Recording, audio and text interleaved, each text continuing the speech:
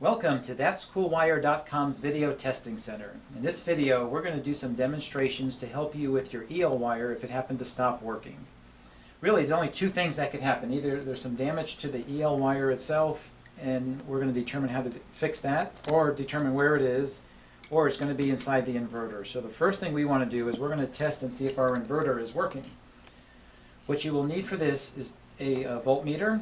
And hopefully if you have one, that's great. If you don't, hopefully you have a friend or a neighbor, or you can go to the hardware store and pick one up. The first setting is you want to set it on AC voltage, and you want to put it on a minimum of at least 200 volts. On every single inverter, there is going to be two metal pins, and this is what we call the female connector, is always on the inverter side. We're just going to take one of these probes and put one on one side of this, and take the other probe and put it on the other metal pin. So here are the two probes. It doesn't matter which one is which. You don't want to push down too hard, but you just want to push it in there, and I'm going to turn the inverter on. And here I can see that we're getting 122.9 volts AC, so I know the inverter is working. If you happen to have our 9-volt inverter, it's the only one that has the connector built inside of it. There's a little Phillips head screw in the back. You just want to remove that, pop off the cover, and again you're going to see the two same metal pins that you saw on the other inverters. What you don't want to do is put your hands on the circuitry because there's high voltage in there. So we've determined that the inverter is good, and we've also set up for this video to speed it along some of the problems that will happen. The first one that could happen is that the connector, two wires going into the connector may not be seated properly, so it's backing out. The pin is backing out from the connector when you plug the inverter in. So as I pull these wires very gently, this one doesn't come out, but when I pull the second one, I see it slides out. Just make sure you have the orientation of the pin, the connector stay the same. You don't want to twist the wire because the pin has to go in the exact same way. So if you look closely, you're going to see a little metal tab on the top, and that has to be a little bit steeper up. Right now it's a little bit too flat. So all I'm going to do is just raise that up with my nail. You can use a razor blade or a screwdriver. And you can see now that the angle is much steeper, so it's going to be able to lock inside that connector. Again, the tab is up. I'm just going to slide that back in, and I'm going to hear it pop in, which it did. Now when I try to pull it out, it doesn't come out, so I know it's locked in here.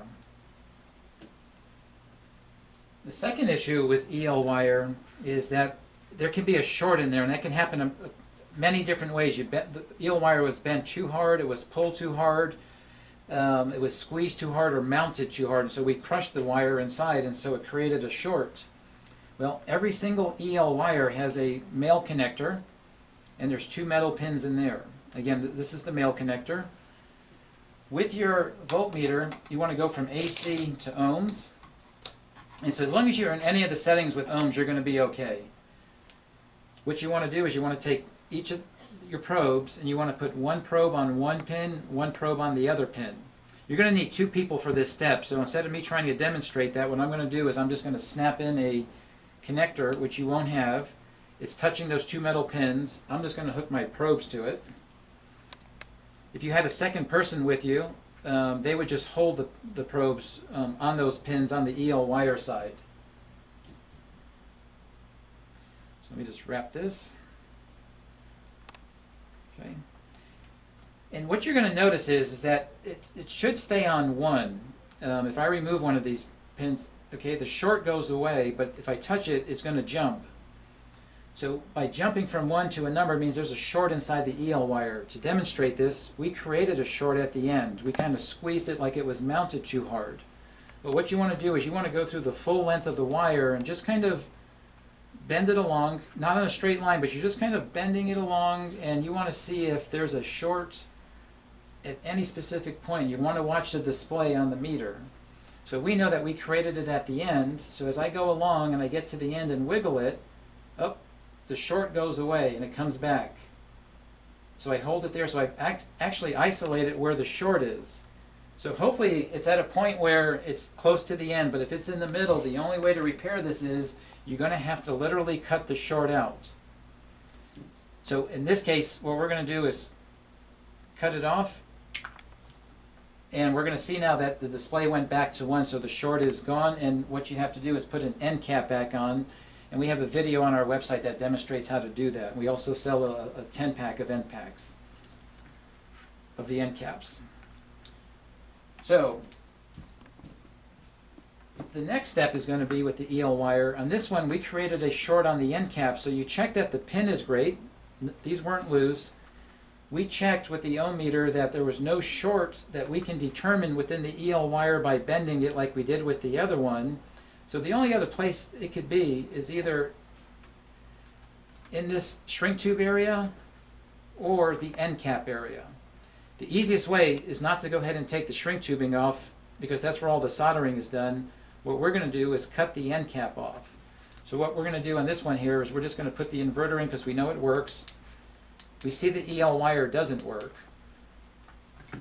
We're just going to cut the end cap off, and you cut it as close to the end cap as you possibly can. And we're going to plug it in.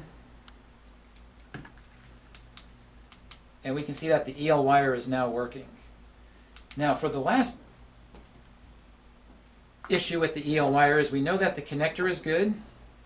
We know we went through and we put the meter on the 2 pins, and we went through and the meter never changed. We actually cut the end cap off. So let's just cut it off, and this wire is still not working.